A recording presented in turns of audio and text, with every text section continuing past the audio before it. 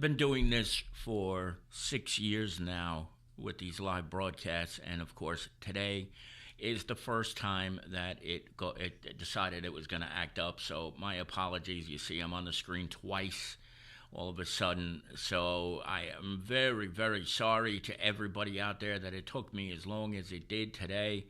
But at any rate, hi everybody. It's Kevin Canessa coming to you from the newsroom of The Observer and TheObserver.com on the 12th day of September in the year 2023. Sure hope you've enjoyed your day, no matter where you are in the country. And as you do each and every Tuesday afternoon, you welcome me into your home so that I can bring you this week's news. So thank you very much for being patient as I tried to figure out technology. I don't know why it happened, but Facebook wouldn't allow me to log in as The Observer, only as my personal self, which just made absolutely no sense whatsoever. So I think I got to clear cookies or something.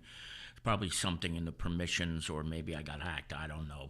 You never know. But before we get into today's broadcast, I want to let you know that today our edition of The Observer Live is brought to you by Handy Manny Inc. Many of you know Manny Ventoso. He has run for many years a handyman company in the Kearney area, but it goes way beyond just Kearney. And I'm telling you this, if you need to get your home painted, if you need a clean out, and I know some people have needed that over the years, and you should see the results that you get when you hire Handy Manny to do the work you need to get done around the house. If there is something you need to get done, there isn't anything he cannot do. And I really hope if you have a big job that you need to get taken care of in this area, you will consider hiring him, because nobody does better work. Nobody does more efficient work. Nobody does it any quicker than he does. And it's going to be safe. He's fully licensed. He's fully insured. So you'd have nothing to worry about in that regard. All you have to do is pick up the phone and call him 201-281-7975. 281-7975. Ask for Manny. He'll pick up the phone. He'll get the job done. He'll do it quickly. He'll do it for the best price. And he will do it just in a blink of an eye. Now, the only thing is, if you have a very big job, you probably should get that well planned in advance, because he's so busy most of the time that it's hard to get something done very quickly. So make sure if you have a project you need to get done that you give Manny plenty of adequate notice. So thank you, Manny, for sponsoring our broadcast today. Before we get into things, I have a few people to welcome here today in the chat room. Our dear friend Barbara Condon is joining us from the mountains of the Adirondacks in New York. Barbara, it's always good to see you. Hope you and Jim are doing well, and hope it's not too cold yet in the Adirondacks. And Bill Pettigrew is with us. Bill, hope everything's well with you too. Bill Pettigrew, of course, a former health department official here in the town of Kearney. Bill, great stuff always. Larry Hanlon is with us as well, and he's got a note for us here. The second ward parking meeting at Kearney High School. I guess, when is that, today? Larry, I can't keep track of all these dates. What I do know is that two of the parking meetings are scheduled for the exact same time as a school board meeting. I think this is one of them too, so don't be surprised. But that you will find that information in this week's edition of The Observer as well, even though it doesn't come out till tomorrow, but you can find it online at www.theobserver.com. And, of course, Manny is here as well. Manny, thank you very much. I appreciate this more than you will ever know. Your sponsorship means the world to me, and I'm glad to have you on board again. It's been a while. It's been a couple of years, thanks to COVID, since we had a chance to do this. Before I get into the top stories this week, I'm going to put a video on in the background, and I'm going to make this very clear right from the get-go. There's no sound, because I don't want anybody to have to hear this sound. But I'm going to tell you that this is coming to you from the hotel, the Millennium Hilton, across the street from the World Trade Center on September the 11th, 2001. I have watched literally hundreds of these videos in my lifetime since September 11th, 2001 happened. And this one, to me, is one of the most stunning of all of them, because it was taken from such a close distance from the two towers 22 years ago. And people often ask me and say to me, why is it that you give two craps about September 11th? It was 22 years ago. Haven't you been able to move on from that day? And while the answer is yes, indeed, in many ways I have, in many ways I will never move on from what happened on that day.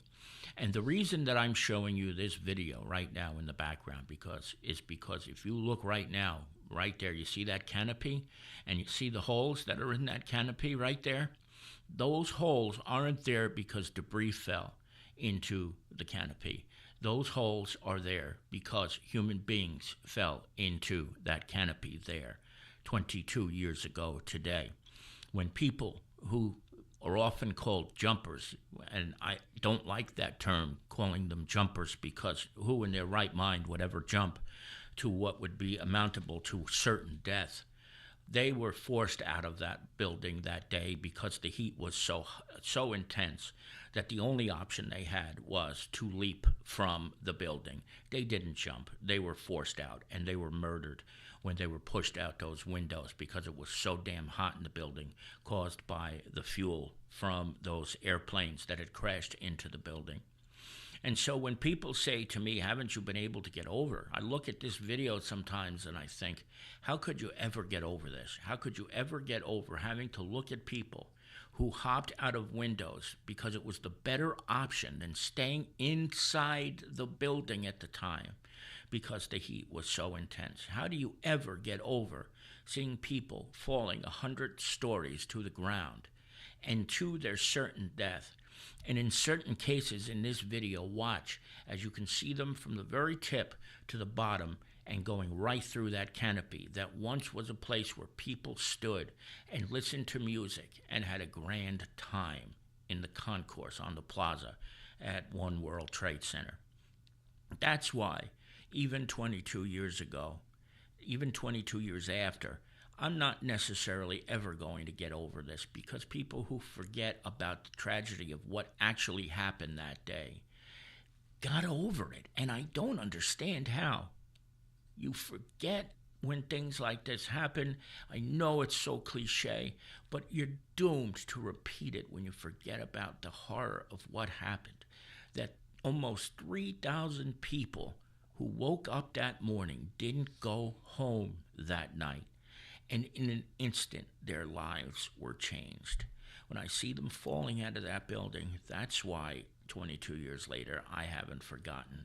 I don't think I'm ever going to be able to forget about that. And I will always remember the sacrifices that people made that day, not just the first responders, but the heroes who went up to work that day and never made it home.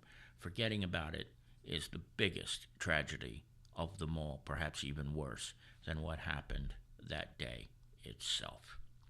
It is 2 o'clock here on the East Coast, 11 o'clock on the West Coast. Kevin Canessa here with you on this edition of The Observer Live. We'll start the countdown right now for the top 4 stories of the week. Number 4, as you can see here, was from the police blotter, but some of you may have noticed a couple of days ago that there was a lot of commotion on Belgrove Drive and a big police presence. The reason there was such a police presence there was because there was belief that there were guys in there holed up in their apartment with guns. Fortunately, it wasn't that they were holding anybody hostage, but they did in fact have these weapons. So they surrendered peacefully and everybody was safe, thanks be to God. But that's why there was such a commotion down there. And Mike Kontarchuk has that in his blotter this week that I hope you'll check out on page number 4. Some very interesting things in there, as there always is with Mike. Story number 3 is something that we had in the paper this week, and we had it online, and maybe you will see it at some point in time. But we have decided to offer the opportunity for the 3 candidates who are running for mayor of Kearney to do a virtual debate using the platform that we use right here. We can fill the screen with people who are running, do it all virtually. We don't have to all pack into a tiny room or a tiny studio. And so far, we have received word from Carol Jean Doyle, who has accepted the invitation. I believe Sid has accepted the invitation too, but I don't want to speak out of turn. Sid may be in the chat room, and he was earlier before when I was having technical difficulties. So I'm sorry that I had to boot you off, Sid.